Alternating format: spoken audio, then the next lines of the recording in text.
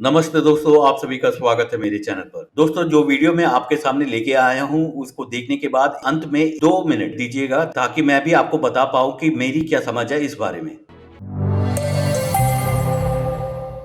Sir अगर 56 Islamic countries हो सकती हैं तो फिर ये सेक्युलर का क्यों इतना ज्यादा लेबल आप लोग लगाना चाह रहे हैं? बस खत्म करें इस बात को, कहिए कि जी हिंदू कंट्री है या हिंदुइज्म है और साइड पे करें सबको। जैसा आपका कहना है कि इसको रफा दफा करें, ये सेक्युलर का भारत ने क्या लगा रखा है, इसको हिंदू राष्ट्र डिक्लेयर करें। ये वर्ड सेक्युलर भी ये डाला गया है, ये बैकडोर एंट्री था, ये पहले नहीं था। जब बाबा साहेब अम्बेडकर जो थे, जिन्होंने हमारा कॉन्स्टिट्यूशन लिखा, उन्होंने अमेरिकन कॉन्स्टिट्यूशन भी पढ़ा, ब्रिटिश कॉन्स्टिट्यूशन भी पढ़ा, और सब पढ़ने के बाद उन्होंने वर्ड सेक्युलर नहीं लिखा। ये वर्ड सेक्युलर बाद में 70s में सोशलिस्ट और सेक्युलर बाद में लाया गया भारत में। और ये जो सेक्युलरिज्म का जो भार है, ये जो भार है, इसका जो लोड है ना पूरा, इसमें ज्यादातर इसको हिंदू उठा रहा है इस देश में।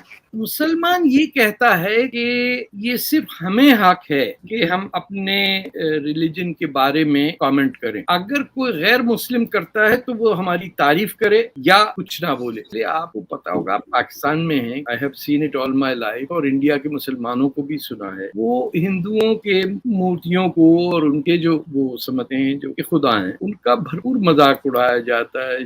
जिसको भी देखिए वो एक धुतकार के हिंदुओं को प्रिमिटिव शो करने की एक हमारी आदत है कि लोग पता नहीं पत्थरों की पूजा क्यों करते हैं, और फिर हम भूल जाते हैं कि हम भी जाके एक पत्थर की पूजा करके आते हैं और चूमते हैं और लड़ते हैं, धक्का मार के काबे के इर्द गिर्द घूम रहे हैं। और बात है कि काउंटर क्लॉकवाइज करते हैं, जबकि दुनिया की हर चीज क्लॉकवाइज होती है। So there is an aspect of pagan practices within Islam. ऐसा नहीं कि हमें पत्थरों से या एडल्टरी से कोई वो है, बस उसको छुपा के हम कुछ और कह देते हैं कि अल्लाह का घर है। प्रॉफिट मोहम्मद के साथ गलत बात नहीं बोलनी चाहिए, ये ऐसा हिंदू मैं कह रहा हूं। लेकिन मैं ये भी चाहता हूं कि मेरे मुस्लिम भाई बहन आगे आके ये बोलें, जिस तरीके से आप हजरत मोहम्मद साहब के लिए खड़े हैं बीइंग अ हिंदू, हम बीइंग अ मुस्लिम, हम आपके देवी देवताओं के लिए खड़े हैं, और हम इंश्योर करेंगे कि उनके साथ कोई गलत बात ना करे या उनके खिलाफ कोई बात ना करे। क्योंकि देखिए, पब्लिक का रिएक्शन होगा। आज नूपुर शर्मा को आपने रोक दिया, बीजेपी ने उसको निकाल दिया, उसके ऊपर केसेस हो गए।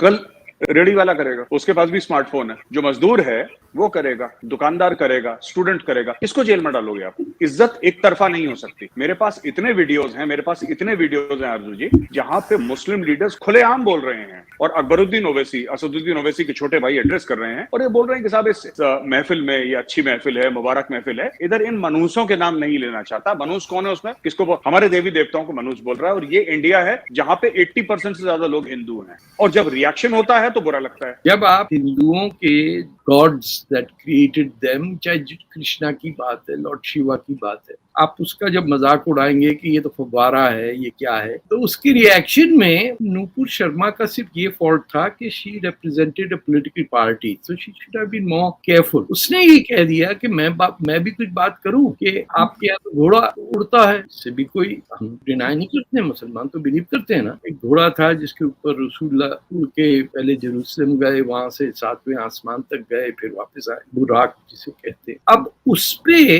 चिढ़ जाना कि आपने ये क्यों कहा और दंगा फसाद कर लेना, और फिर जब उसने कहा कि रसूलुल्लाह ने एक 6 साल की बच्ची से शादी की और 9 साल में फिर उसको दुल्हन बनाया, ये तो हदीसों में है, बिल्कुल सिरा जो है उस टेक्स्ट के अंदर आम बात है। इसीलिए ईरान में अगर वो कोई और आके टीवी पे कहे कि मैं इस पे क्या बात करूं कि ये आपके पैगंबर ने ये किया, जो हमारी हदीसें हैं, शरिया है, जो किताबों में लिखा है, उसमें यही है। हर मौलवी यही कहता, उसने तो सिर्फ वो बात दोहराई जो हम कहते हैं या जो हदीसों में है। लेकिन इनको गुस्सा ये आया कि हमारा पब्लिकली मजाक क्यों उड़ाया गया। भैया ये तो आपका अपना बिलीफ है, या तो कहिए ये हदीस गलत थी।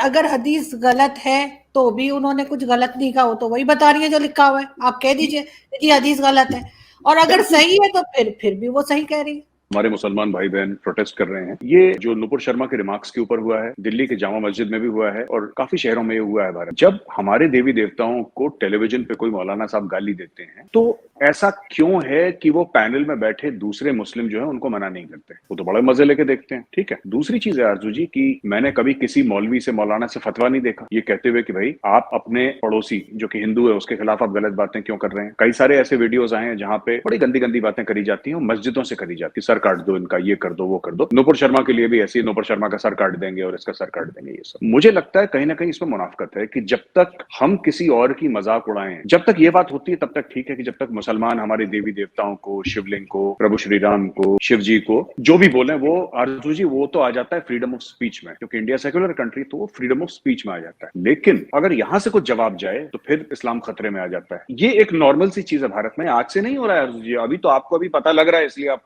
के बाद आप बताइए कि एक उधम मचा हुआ है कि सर तन से जुदा, सर तन से जुदा। आप सोचिए कि फिर उसके बाद कहते हैं यार इस्लामोफोबिया बड़ा हो गया दुनिया में। यहाँ लोग सड़क पे आम कह रहे हैं, नारे लगा रहे हैं। जम्मू की एक मस्जिद के अंदर काट दो सर, ये वो। ये अभी माइनॉरिटी में है इंडिया में। अब सोचिए ये कहीं मेजोरिटी में होते या इनकी हुकूमत होती दिल्ली में तो औरंगजेब साहब क्या करते। ये एक कुछ लोगों का एक फोकस है पॉलिटिकल इस्लाम को भारत में उसकी जड़ें पकड़ाना, और उसी की उपज हैं अकबरुद्दीन ओवैसी, असदुद्दीन ओवैसी, आजम खान हैं रामपुर के। तो ये इतना सिंपल मामला नहीं है जितना आप लोग पाकिस्तान में समझते हैं या और मुस्लिम कंट्रीज में समझते हैं। हम मुंह पे कुछ और कहते हैं, माने हमारे कुछ और होते हैं। And if there is disturbance of peace in India तो हमें एक अंदर बड़ी दिल की खुशी होती है। देखा, अब बताओ मोदी साहब क्या कर लेंगे। There is a hatred towards Hindus embedded in the Muslim mindset. Rahmani जो थे वो क्या बोल रहे थे? नूपुर शर्मा ने जो बोला लोगों ने देखा, पर नूपुर शर्मा के 2 मिनट पहले जो रहमानी बोल रहे थे वो किसी ने सुना? नहीं सुना किसी ने। किसी को इंटरेस्ट नहीं है हिंदुस्तान में। अगर मैं सिर्फ ये बोलूं कि मुझे बराबरी चाहिए, उसमें लोग मुझे कम्युनल बोल देंगे, उसमें लोग मुझे कम्युनल बोल देंगे। और एक पूरा वेल ऑयल्ड आरजूजी एक इकोसिस्टम है ये, जिसमें एजुकेशनल इंस्टीट्यूशंस शामिल हैं, जिसमें बड़े बड़े लोग शामिल हैं, जिसमें सोशल मीडिया इन्फ्लुएंसर शामिल हैं, जिसमें स्टैंड अप कॉमिक्स शामिल हैं, जो स्टैंड अप कॉमेडी करते हैं। You will be very surprised, they have a large mass following, वो शामिल हैं।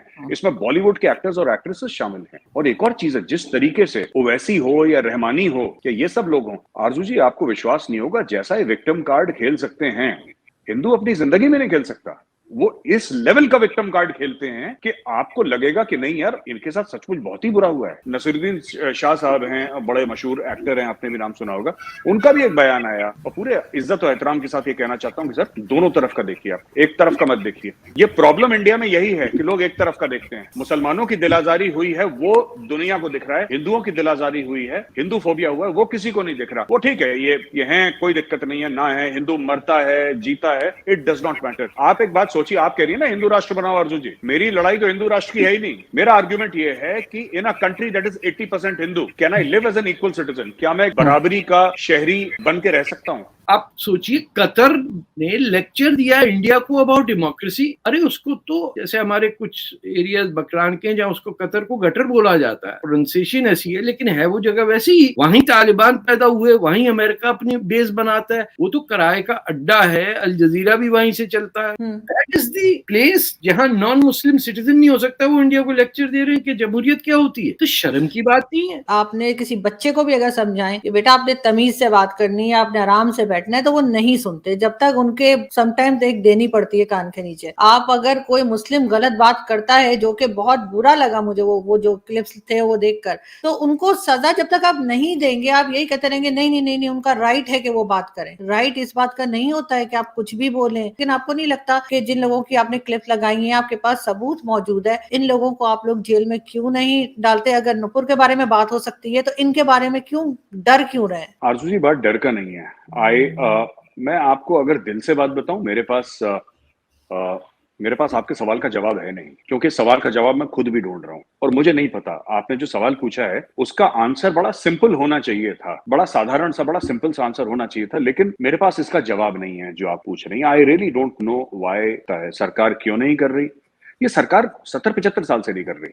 जैसा कि आपने देखा कि मेजर गौरव आर्या बता रहे हैं कि पिछले 75 सालों में सरकार ने इस मामले में कुछ नहीं किया, और हकीकत में क्यों नहीं किया इसका जवाब नहीं पता। जब भी ऐसे दंगे भड़काए जाते हैं तो औरतों और बच्चों को आगे कर दिया जाता है, और मुल्ला और मौलवी तैयार रहते हैं अपने विक्टिम कार्ड के साथ। मैं अपनी सरकार से ये पूछना चाहता हूं, जब 2017 में गुरमीत राम रहीम सिंह को अरेस्ट किया गया था तो हरियाणा में दंगे फसाद हुए थे, तो हमारी सरकार ने और पुलिस ने उन दंगे फसाद करने वालों पर गोलियां बरसाई थी और काफी लोग मारे गए थे। क्या ऐसा तो नहीं है कि हमारे भारत में जब माइनॉरिटी दंगे फसाद करते हैं तो हमारी सरकार और हमारे पुलिस के पास गोलियां खत्म हो जाती हैं या फिर बंदूक खराब हो जाता है? जी हाँ, याद कीजिए JNU protest, anti CAA protest, anti farmers bill protest, article 370 हटाने के खिलाफ प्रोटेस्ट, ट्रिपल तलाक को खत्म करने के खिलाफ प्रोटेस्ट, जय हिंद और वंदे मातरम इसके खिलाफ प्रोटेस्ट, योगा के खिलाफ प्रोटेस्ट, हिजाब प्रोटेस्ट, बर्मा में बुद्धिस्टों ने मुसलमानों को मारा उसके खिलाफ हिंदुस्तान में प्रोटेस्ट और हिंदुस्तान में दंगे भड़काए गए,